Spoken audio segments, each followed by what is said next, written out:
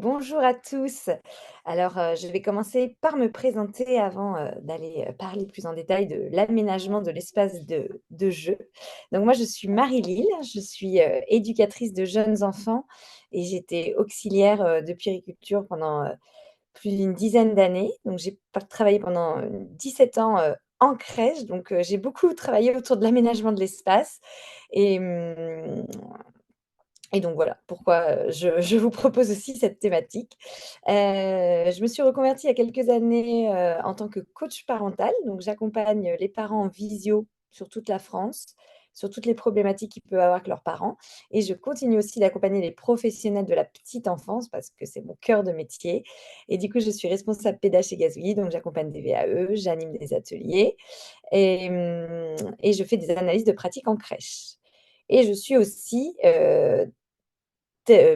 praticienne, EMDR, donc l'EMDR, c'est pour le stress post-traumatique, donc je l'utilise aussi pour les candidates, pour la gestion du stress, mais j'utilise avec mes clients, les parents ou les enfants, sur toutes les situations, traumatisantes qu'ils ont pu vivre. Voilà du coup pour moi et pour mon parcours et maintenant on va rentrer, dans le vif du sujet et on va parler de l'aménagement de l'espace. Alors on va voir, qu'est-ce qu'on propose et comment on le propose? Donc de quoi on va parler en détail? Donc on va parler déjà de l'espace de jeu, de l'intérêt pour l'enfant d'avoir des coins jeux distincts et délimités. On va voir un petit peu les principes, clés de la conception d'un aménagement de l'espace, en voyant différents, coins, quelles sont, leurs spécificités, les objectifs et les jeux qu'on va mettre dans les différents coins. On va parler des différents types de jeux et de l'importance d'avoir, beaucoup de jeux à proposer aux enfants, mais des jeux qui sont similaires mais aussi des jeux complémentaires et on finira l'atelier sur la place de l'adulte pendant le jeu. Donc on va voir quand même pas mal de choses, et c'est parti. Donc on va parler tout de suite de l'espace de jeu. Donc aménager votre espace de jeu, ça doit partir d'une vraie réflexion, et c'est vraiment l'objectif, c'est d'assurer le bien-être des enfants. L'endroit, il doit être spacieux, aéré, agréable. Il doit donner envie aux enfants de venir, se plonger dans le jeu, hein, donc voilà, qu'il soit spacieux, qu'il soit propre et veiller aussi à la sécurité de l'enfant. Pour que l'enfant puisse se déplacer aisément, il faut penser à tout et il faut aussi réfléchir vraiment concrètement à qu'est-ce qui va être indispensable à l'enfant et réaménager régulièrement l'espace. On va observer l'enfant en fonction de ses besoins, de son âge, de ses capacités, parce que les petits enfants que vous accueillez, ils vont évoluer et du coup, c'est important que l'espace autour d'eux évolue aussi, tout en gardant une certaine stabilité. Donc c'est vraiment tout l'enjeu. C'est comment je module mon espace d'accueil tout en garantissant une sécurité physique et affective de l'enfant. Donc il est indispensable pour bien aménager son espace de jeu, c'est de connaître les différents stades de développement, global du jeune enfant. Donc aussi bien le développement intellectuel, donc on va parler du développement cognitif, le développement affectif, le développement moteur, motricité fine et motricité globale, le développement langagier, le développement social. Donc c'est important d'aller, réactualiser ses connaissances. Si jamais, vous avez, voilà, des petites lacunes et que vous vous dites: «Oh, ça fait longtemps que je suis sortie, des bancs de l'école», les formations qu'on vous propose chez Gazouillis peuvent, vraiment être, intéressantes pour, refaire un point sur où en est l'enfant dans son développement. Parce que dans cet atelier, on va pas en parler en détail, là, je vais plus me centrer sur les coins jeux, mais c'est indispensable pour bien proposer un coin jeu adapté à l'enfant, de déjà connaître l'enfant dans son développement en détail. Et ça va, si on connaît bien l'enfant et on connaît bien ses besoins, on va pouvoir lui offrir un environnement qui va être adapté, à ses compétences, à ses apprentissages et lui permettre une exploration libre. Donc quel est l'intérêt pour l'enfant d'avoir des coins de jeu qu'on va appeler distincts? Alors déjà, il faut éviter de proposer un espace qui va être en bazar, qui n'est pas organisé, avec des propositions spontanées, un petit peu comme à la maison. Là, on est professionnel donc il est nécessaire d'avoir un aménagement qui va être réfléchi. On va pas faire en fonction de nos lubies, nos idées, nos passions, mais plus en fonction du public qu'on accueille. Donc des jeunes enfants qui ont des capacités et qui ont des besoins. Donc, pour les enfants, la première chose d'avoir des coins distincts, ça va être de favoriser le développement de leurs compétences spécifiques. D'aller se dire que derrière chaque jouet, il y a un intérêt. Et il est parfois intéressant pour certains jeux, type des jeux éducatifs, d'aller donner une explication et de faire une démonstration à l'enfant. Je pense par exemple à des puzzles, des jeux très précis, les petites abacs ou l'enfilage de perles. Là, l'adulte va devoir expliquer et montrer à l'enfant comment utiliser le jeu. Mais il y a aussi des jeux qu'on va donner, que l'enfant va découvrir de manière spontanée. Et pour ça, ça peut être intéressant, c'est même indispensable, pas que intéressant, d'aller réfléchir à l'intérêt et d'étudier chaque jouet que vous avez chez vous. Donc moi, je vais vous inviter à faire cette petite introspection, de prendre les jeux que vous avez à la maison et de prendre le temps de les observer, de les décrire, de voir comment l'enfant va utiliser le jouet en situation et de réfléchir vraiment à son utilité. Plus on va connaître le caractéristique des jouets et des jeux, et plus on va le donner en conscience au bon moment et de manière adaptée pour développer les compétences. Parce qu'on aura repéré que cet enfant aura besoin de développer cette compétence. Donc vraiment, avant de proposer un espace, c'est déjà d'aller se réfléchir à quelles compétences cet enfant a besoin de développer et quel jeu va pouvoir développer quelles compétences. L'intérêt des coins jeux aussi, ça va être pour les enfants d'être plus au calme, moins sollicités par, tout ce qui se passe autour de lui. On sait, que les jeunes enfants ils ont du mal à, rester, concentrés, sur un jeu, et ils sont facilement attirés par l'ambiance et ils peuvent être très vite interrompus. Ils ont une capacité, d'attention qui est quand même assez limitée et ils sont du coup très sensibles à leur environnement. Donc plus on va proposer un coin jeu distinct, plus l'enfant va être concentré dans un petit espace, plus il va pouvoir, vraiment développer sa créativité. Ça va aussi permettre à l'enfant de faciliter sa communication et sociabiliser, pardon. Grâce à la proximité physique qu'il va avoir avec les enfants, entre eux, vont se regarder et ça va faciliter les échanges. En fait, les enfants, ils sont dans le non-verbal, donc ils vont échanger beaucoup par les gestes et les mimiques. Donc quand ils sont dans un coin ensemble, eh bien, ils vont s'observer et ça va permettre de créer des nouvelles relations, des nouvelles interactions et de la communication. Et développer aussi la créativité. Bon, je vous l'ai déjà dit, mais l'enfant qui est posé va pouvoir vraiment construire son jeu et une activité qui va être plus durable, car il va trouver dans le même lieu les matériaux qui vont être, combinables et du coup, il va pouvoir continuer son jeu et être dans un cheminement sans forcément se déplacer et devoir aller chercher à droite à gauche et du coup, être stimulé par autre chose. Donc plus l'enfant a un coin distinct avec le matériel, disponible, combinable, plus l'enfant va pouvoir développer son imaginaire et cheminer dans son jeu. Alors, maintenant, je vais vous présenter les principaux types de coins-jeux à mettre à disposition tous les jours. Donc, il y a plein de jeux, hein, différents. Là, je vous ai vraiment pris ceux qui font partie du développement psychomoteur. En fait, si on observe les enfants dans leurs jeux, et je pense que c'est ce que vous faites chacune, hein, en tant que professionnelle de la petite enfance, on peut partir de plusieurs constats. Que déjà, l'enfant, il aime, heu heu, mettre des contenants dans des contenus. Il aime superposer, il aime introduire, il aime déplacer les objets, il aime lancer, il aime pousser. Donc déjà, l'enfant, avec un objet, il va avoir, beaucoup, de possibilités. Il va aimer, utiliser l'objet dans plein de sens différents. L'enfant, il aime aussi réfléchir. Il aime se concentrer sur un objet, comprendre, comment ça fonctionne. Il aime inventer, il est créatif. Il aime aussi imiter. Donc il est beaucoup dans l'observation de l'autre et il aime mimer les situations, rejouer les situations.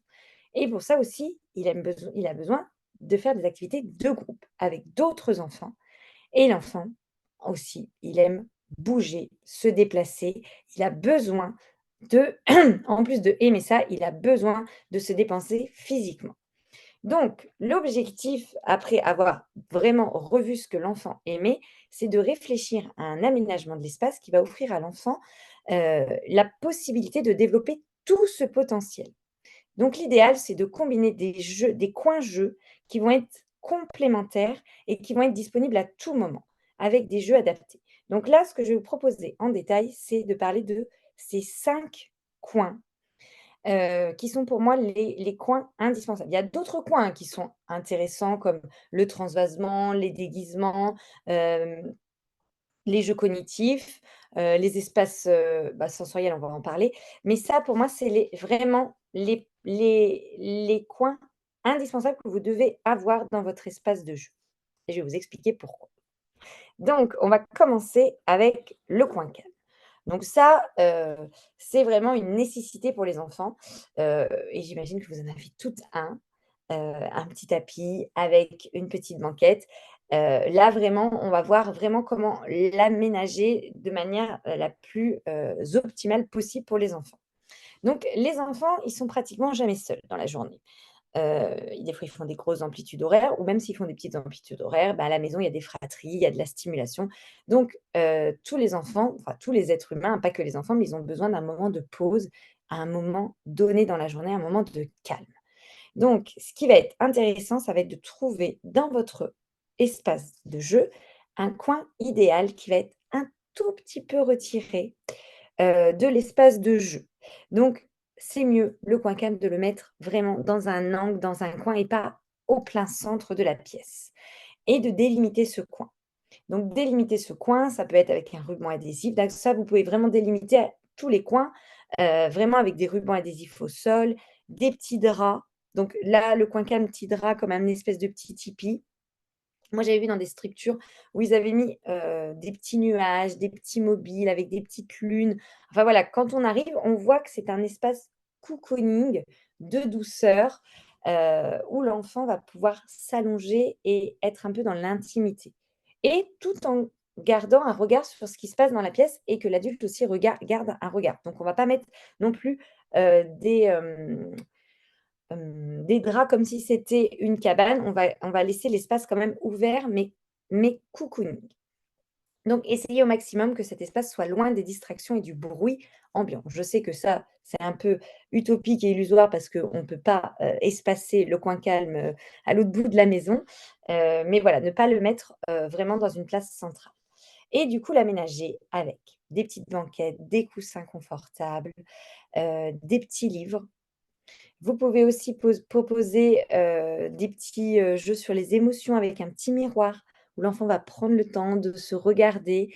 Ne pas hésiter à mettre les doudous à proximité, donc de construire une petite maison des doudous avec des petites niches en bois ou une panière pour que l'enfant puisse, quand il est dans le coin calme, prendre son petit doudou et vraiment se détendre. Donc l'enfant dans le coin calme va, aussi pouvoir, apprendre à travailler sur la gestion de son stress. Et oui, dès petit, dès 2 ans, on peut déjà commencer à les inviter à aller: «Va dans le coin calme et pose-toi». Tu veux prendre des petits objets sensoriels, donc ça, on en parlera à la slide d'après, donc je ne vais pas vous spoiler, on va attendre juste après pour parler des objets sensoriels.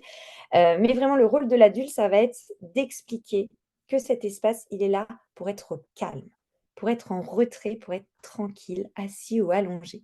Donc si on voit des enfants qui vont dans le coin calme et qui s'agitent et qui courent dans tous les sens, de vraiment leur dire: «Là, c'est vraiment le coin repos, le coin tranquille pour être assis ou allongé. Donc si tu veux courir, je t'invite à aller dans un autre coin, tu peux aller là-bas, là-bas» et vraiment, que les enfants, ils prennent l'habitude. Donc au début, ça va être beaucoup de répétitions, hein, heu et ça va être vraiment à l'adulte de gérer, les va-et-vient dans ce coin calme pour qu'ensuite les enfants puissent y aller de façon autonome.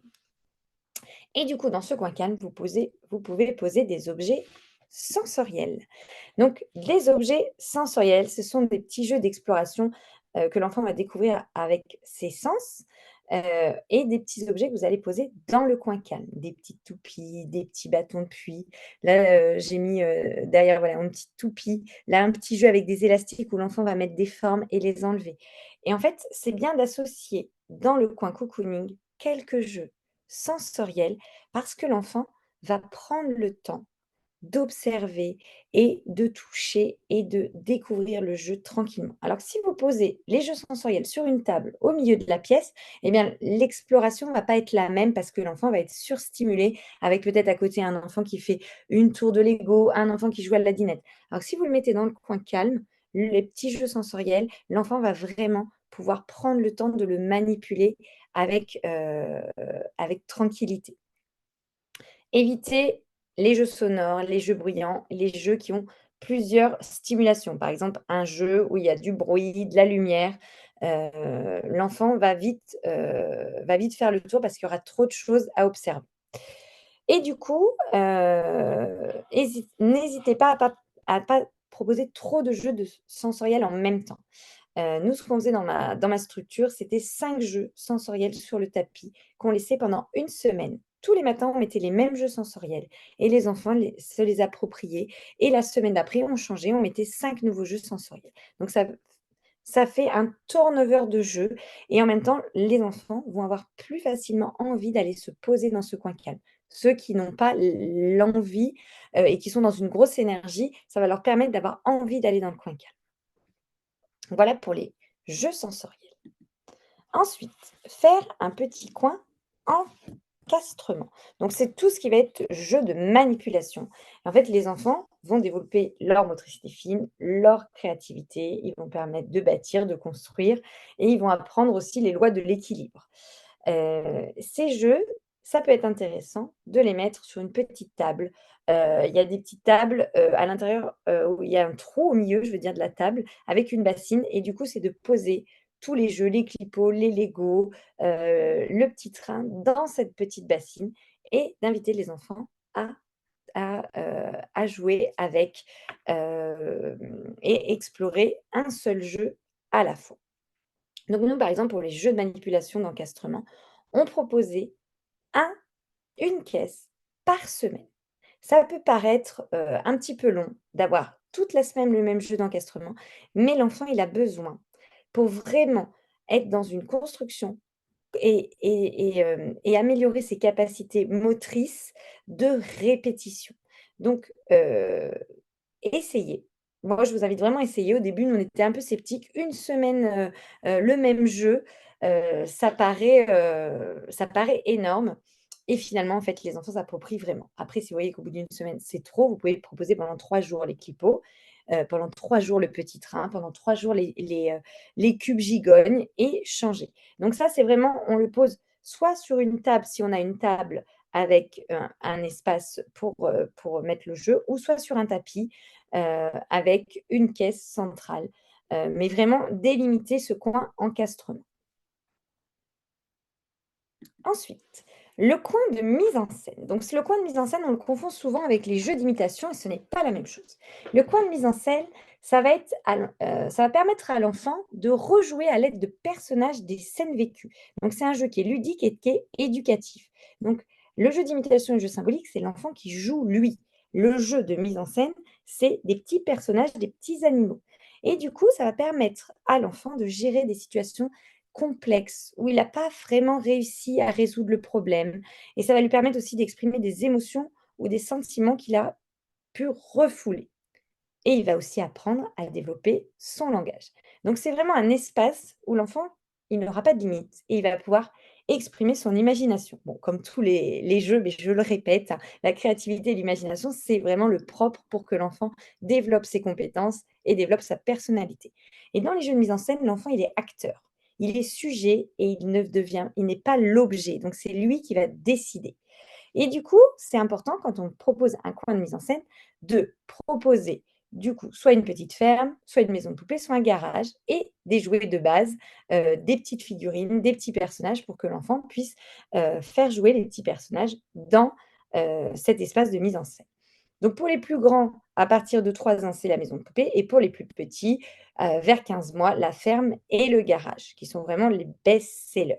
Donc par exemple, dans la ferme, bah, les animaux, c'est bien de combiner en plus, des petits animaux, d'autres petits jeux.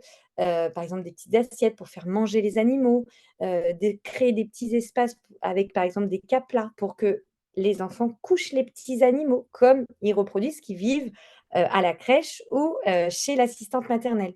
Heu, dans la ferme, ils peuvent aussi créer, bah, des animaux qui se disputent, qui se bagarrent, qui se griffent, qui se séparent, qui sont en conflit. Donc il y en a un qui est dans un espace, l'autre qui est dans un autre espace. En fait, ils vont revivre ce qu'ils vivent avec les enfants. Et pour le garage, ça leur permet aussi de développer des compétences sociales. On va proposer des petits obstacles, ça va de la signalisation, ça va permettre aux enfants, bah, d'apprendre à aligner les voitures, à se doubler, à trouver sa place. Donc pour le coin de mise en scène, ça va être intéressant d'avoir un jeu de mise en scène pendant 1 mois, pour que vraiment l'enfant puisse aller l'explorer en détail. Donc pendant 1 mois, vous proposez la petite ferme et après pendant 1 mois, vous proposez le petit garage et après pendant 1 mois, vous proposez la petite maison de poupée. Évitez alors vous pouvez le mettre au sol, mais si vous avez des petits, qui commencent à marcher, ils vont beaucoup utiliser, le jeu de mise en scène pour, s'asseoir, hein. Il y en a beaucoup qui utilisent le garage, ou la ferme comme un petit banc ou comme un petit siège. Donc c'est bien à ce moment-là de le mettre un petit peu en hauteur sur une petite table et aussi de le mettre en scène, et de poser les petits personnages tout autour pour que l'enfant ait envie d'aller jouer. Et donc tout ce que je vous dis là d'alterner les jeux, c'est bien d'alterner les jeux, mais de pas changer tout le temps les jeux en même temps. Donc si par exemple vous changez, le garage, au bout d'un mois, essayez de ne pas changer, le jeu, d'imitation en même temps, mais de décaler d'1 semaine pour pas que l'enfant quand il arrive chez vous, il soit surpris de ne pas retrouver ni le garage, ni le coin dinette. Donc c'est bien de faire une alternance.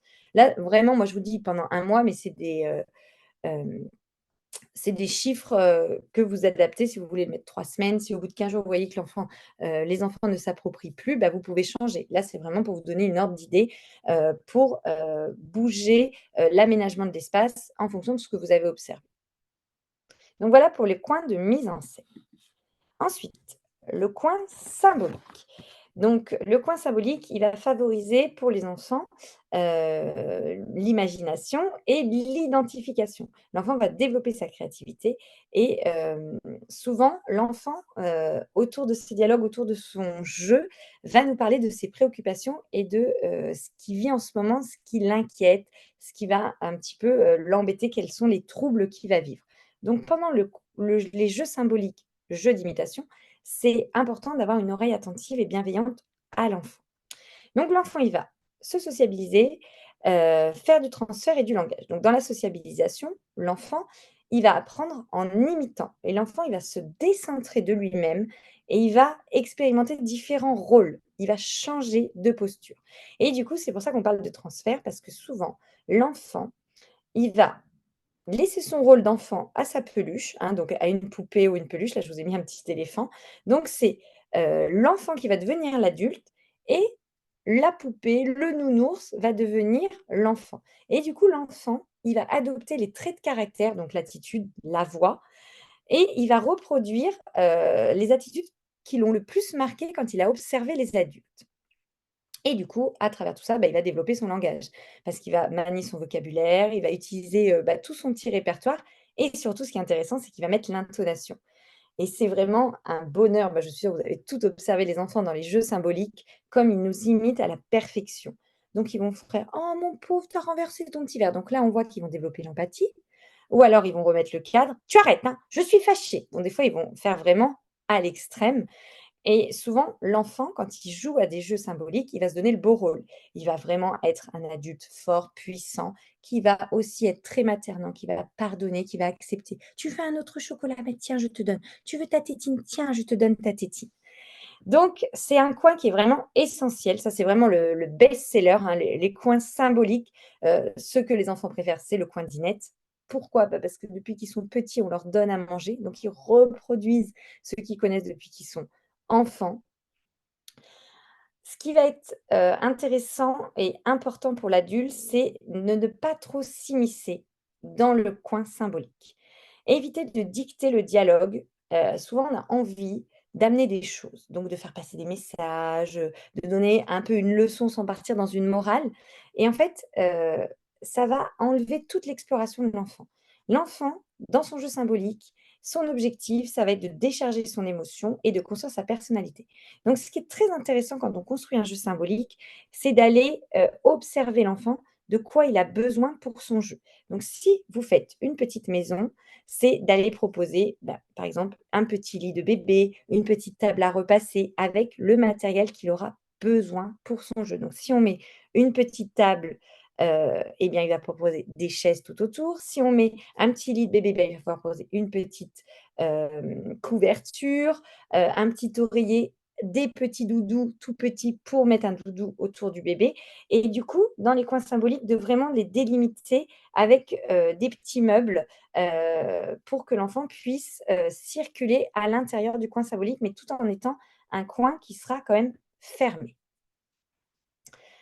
Donc pour les coins symboliques, vous pouvez le laisser plusieurs mois et le moduler, hein. Nous, ce qu'on faisait souvent, c'est qu'on mettait un coin maison avec, la dinette, les poupées et après on faisait un autre coin. Donc des fois on a mis un coin docteur vétérinaire, un coin bricolage, un coin restaurant et un coin, marchand, vendeur, avec, les petits caddies. Donc ça, c'est super si vous avez du matériel, voilà, de proposer des coins symboliques qui vont tourner, à différents moments de l'année.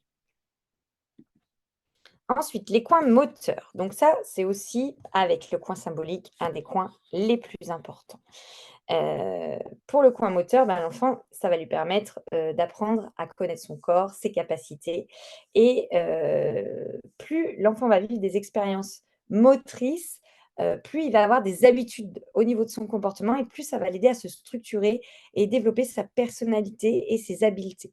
Donc c'est essentiel que tous les jours, l'enfant puisse se développer, au niveau moteur. Un enfant de 3 ans, il a besoin de faire 3 kilomètres par jour. Donc si vous allez au parc, si vous avez un jardin, c'est super parce qu'il va pouvoir jouer. Mais les jours où il pleut, c'est aussi indispensable pour l'enfant d'avoir du matériel à disposition.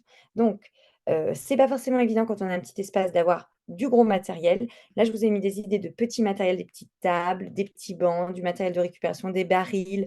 Ça peut être aussi, des petites briques, du gros matériel, donc des cabanes, des échelles, des éléments de construction, des blocs de mousse, donc différents petits blocs avec, des escaliers ou des rampes et ce qui est intéressant, c'est de moduler le petit et le gros matériel. Donc ça, vraiment, le coin moteur, il est indispensable. Donc même si vous avez peu d'espace, juste 2 blocs de mousse ou juste un petit toboggan dans un coin ou dans un couloir qui est vraiment en accès, qui peut être le plus libre possible pour que les enfants, ils puissent développer, toutes leurs capacités motrices. Ensuite, on va parler de l'intérêt des jeux, de proposer des jouets variés et combinables. Donc déjà, de proposer des jouets, ça va permettre l'exploration et ça va permettre aux enfants de découvrir les différentes propriétés des objets. Donc les dimensions, les textures, ça va permettre aussi aux enfants de découvrir, l'effet, de leurs actions, donc mettre dedans, empiler, découvrir la gravité, l'équilibre, enfin plus vous allez proposer des jeux variés, plus l'enfant va pouvoir développer ses compétences. Ne pas hésiter à changer plusieurs fois les jeux. Là, ce que je vous ai parlé depuis le début, c'est l'aménagement de votre espace. Donc, vous allez proposer un espace qui va être identifié et qui va être stable, mais dans la journée, vous allez pouvoir proposer, faire d'autres propositions de jeux. Et du coup, ne pas hésiter à mettre, à permettre de changer plusieurs fois de jeux. Ne pas limiter le nombre de jeux. Si vous voyez que les enfants se disputent, soit on augmente la surface, si par exemple ils sont tous dans le coin dinette et que c'est tout le temps difficile, bah, soit on double la surface, soit on fait un plus grand coin dinette et on enlève un petit peu le coin, encastrement, ou on le met dans un autre petit coin. En fait, il faut vraiment partir de ce qu'on a observé des enfants. Proposer aussi des matériels qui vont être dits combinables dans le même coin. Donc par exemple, vers, les jeux de mise en scène, les animaux, vous allez pouvoir mettre peut-être des petites assiettes ou des petits verres pour qu'ils donnent à boire aux animaux, proposer des camions ou un petit train pour qu'ils puissent déplacer les animaux, les petits caplas pour faire des petites, séparations. Si vous avez proposé un coin maison, pour, les poupées, bah, mettre des petits gants, des petits flacons, des petites serviettes pour que les enfants s'occupent de leurs poupées. Donc on ne met pas juste dans un coin le matériel de base. On va aller chercher plus loin qu'est-ce que l'enfant va avoir besoin pour, vraiment rester dans l'espace et vraiment, aller plus loin dans son jeu. Proposer aussi en permanence des contenants vides. Donc ça, c'est vraiment aussi essentiel de proposer des petits sacs, des petites caisses, des seaux, des petits cartons pour que l'enfant puisse vraiment accumuler, se déplacer avec ces petits objets pour aller à l'endroit où il a besoin. Et en fait, c'est lui qui va faire sa petite récolte en se disant: «Bah, tiens, je vais aller vers le jeu de mise en scène et puis je pourrai jouer avec tout ça». Donc, bien penser à dans vos commandes de jeux, de réfléchir à avoir des contenants vides où l'enfant va pouvoir mettre tout ce qu'il a besoin et surtout observer et ne pas avoir d'attente. Rester avec l'enfant, dans, quelque chose, une ouverture, une attitude bienveillante, mais ne pas obliger les enfants à jouer de la bonne façon. L'enfant sait comment jouer et sait comment développer ses compétences. Il n'a pas besoin de l'adulte. Proposer des jeux identiques et en plusieurs exemplaires. Entre 2 et 3 ans, je l'ai déjà dit, mais je le répète, l'enfant, il est principalement dans une communication qui va être non verbale. Il commence à être dans le verbal, mais il est plus dans le corps. Donc l'enfant, va être beaucoup dans l'imitation par les gestes. Donc proposer des jeux semblables, ça va permettre aux enfants de reproduire et d'être dans une interaction positive. Là, on voit les 2 petites filles, il y en a une qui souffle, l'autre qui regarde avec sa main, eh bien, elles vont sûrement s'imiter, se regarder et sourire. C'est ce qui se passe. Et on voit que si l'enfant a le même jeu que l'autre, ils vont pouvoir avoir une durée de jeu plus longue. Là, on imagine bien que pour faire cette tour, ils n'ont pas mis 30 secondes. Ça fait un moment qu'ils s'appliquent tous les deux, qui se donnent les jeux, qui s'observent, qui se regardent. Plus les enfants vont, être dans une communication, plus ils vont être dans l'imitation et plus ils vont être dans une communication et petit à petit, quand ils vont avoir réussi à être dans une symbiose avec l'autre, ils vont être dans une différenciation et les jeux vont devenir complémentaires. Par exemple, on voit les 2 petits garçons là qui jouent avec un espace, de dinette et bien ils vont se regarder et ils peuvent petit à petit, à force de s'être imités, commencer à se dire: «Bah, attends, toi, tu peux couper la saucisse et moi, je peux préparer la sauce». Donc vraiment être dans quelque chose qui vont être complémentaires et du coup, quelque chose, qui va leur permettre des interactions sociales. Il faut le même support pour être en symbiose et se rencontrer. Si ces 2 petits garçons, ils avaient pas la même voiture et bien, ils pourraient pas jouer vraiment ensemble. Donc si vous avez un seul élément, essayez d'aller retrouver le binôme ou alors proposez-le plutôt à l'accueil du matin ou à l'accueil du soir pour éviter le conflit. Après, bien sûr, le rôle de l'adulte, ça va être d'être dans la médiation, mais le plus important pour que les enfants, pour qu'ils apprennent à développer leurs compétences, c'est de proposer des jeux identiques et ça va permettre de diminuer les conflits.